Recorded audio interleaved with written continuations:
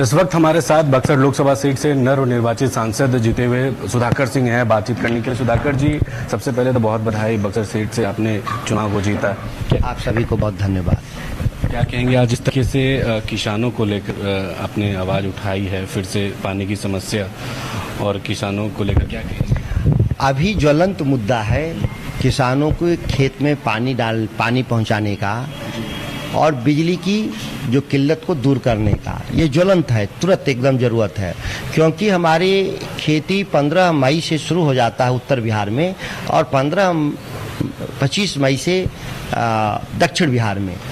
अभी तक बिहार की सरकार ने नहरों में पानी छोड़ने का काम नहीं किया।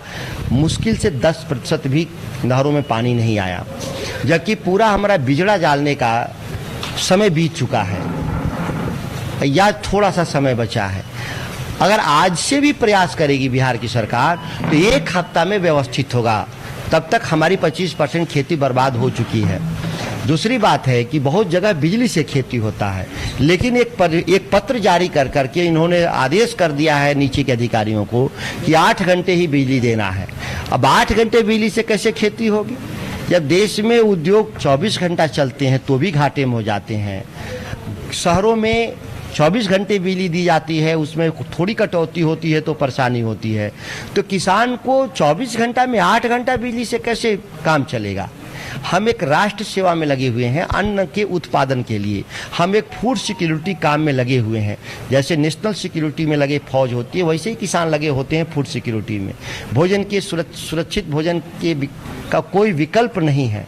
तो इस परिस्थिति में केवल 8 घंटे बिजली, यह दुखद विषय है। सरकार को आज मीडिया के जरिए संज्ञान में लाया हूँ।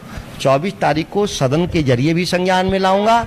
अगर परिस्थितियाँ अनुकूल नहीं हुई तो हम इसको सड़क पर भी ले जाएंगे। सांसद आप बन गए हैं तो इस किसानों के मुद्दों को लेकर सदन में भी, संसद भवन में भी आप जवाब करेंगे, इस मुद्दे को उठाएंगे? निश्चित तौर पर सदन में एक बड़ा हथियार है लोकतंत्र का।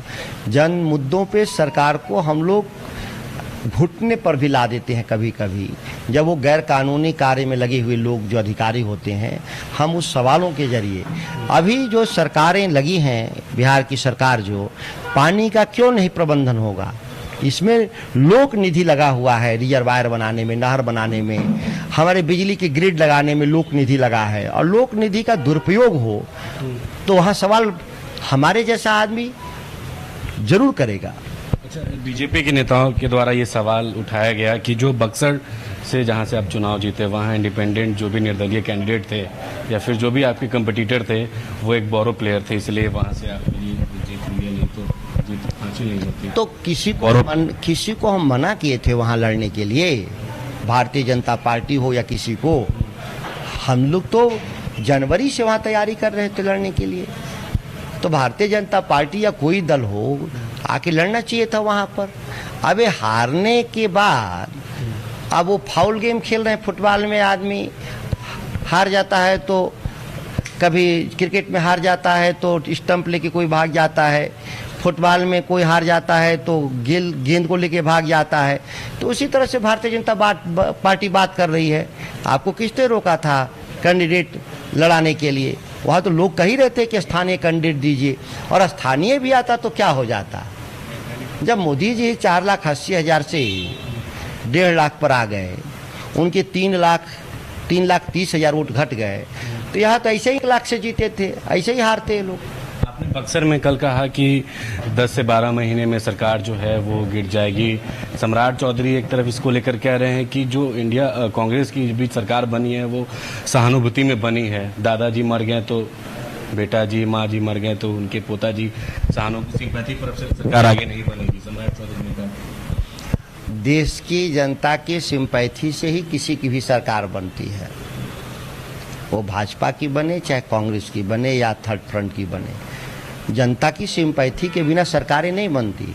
उनको थोड़ा सा अहमन्यता हो गया है भारतीय जनता पार्टी को कि देश में इलेक्टोरल बॉन्ड के जरिए हासिल धन और मीडिया के बड़े वर्ग के द्वारा व्यापक समर्थन के जरिए लोगों के ओपिनियन बदले गए, और इस ओपिनियन बदलने में 4-5% वोटों का जो हेर फेर हुआ, उसके चलते वो सत्ता में चले आए। वो ठीक कह रहे हैं। कि बेईमानी से इस देश में वो चुनाव जीते हैं। जनमत की लूट हुई है इस देश में। मैं साफ बता दूं कि 400 पार के नारे का समर्थन अगर इस देश में मीडिया ने नहीं किया होता, केवल इतना ही बता दिया होता एग्जिट पोल, ओपिनियन पोल में कि नहीं ये 300 से नीचे हैं, तो ये 100 सीट और घटे होते। एक देश में 5% ऐसे मतदाता हैं करीब जो सत्ता के साथ बने रहना चाहते हैं, और आपने कहा कि भाजपा ही सत्ता में रहेगी, तो इसीलिए वो 5% का एडवांटेज मिला। अगर आप अपना समर्थन हटा लिए होते, मीडिया न्यूट्रल रहती, निरपेक्ष रहती, तो भाजपा और एनडीए 200 से नीचे हुआ होता है, मैं गारंटी दे रहा हूँ। नीतीश कुमार को लेकर क्या कहेंगे? किंग मेकर की भूमिका में थे, फिर से नीतीश कुमार अगर आप लोग के साथ आते हैं। किंग मेकर नहीं थे, इस बार वो जरूर भारत की सरकार में किंग मेकर हैं। इसीलिए तो मैं उम्मीद कर रहा हूँ कि बिहार के मुख्यमंत्री अमर हो जाते, उनकी मूर्तियां घर घर में लग जाती, अगर वो बिहार के लिए विशेष पैकेज और विशेष राज्य का दर्जा लेने में कामयाब हो जाते हैं।